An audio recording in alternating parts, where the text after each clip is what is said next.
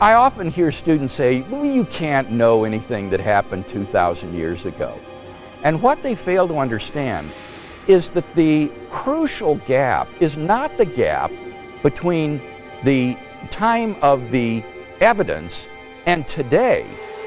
The crucial gap is the gap between the evidence and the events described by that evidence.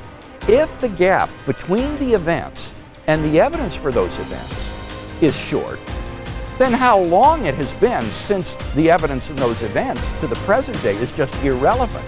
Good evidence doesn't become bad evidence simply because of the lapse of time.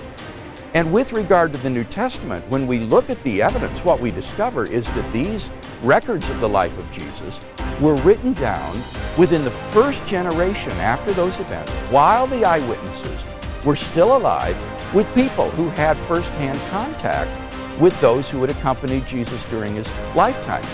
So that we actually have better sources for the life of Jesus of Nazareth than we do for most of the major figures of antiquity. For example, take Alexander the Great, the great Greek conqueror. Our earliest biographies, earliest sources for Alexander the Great, come from Arrian and Plutarch 400 years after Alexander's death. And yet, Greco-Roman historians still regard these records as fairly trustworthy accounts of the life of Alexander the Great. The fabulous legends about Alexander didn't arise until the centuries following those two authors. And contrast that to the New Testament, where we have books and records that are written within the first generation after the events while the eyewitnesses are still alive.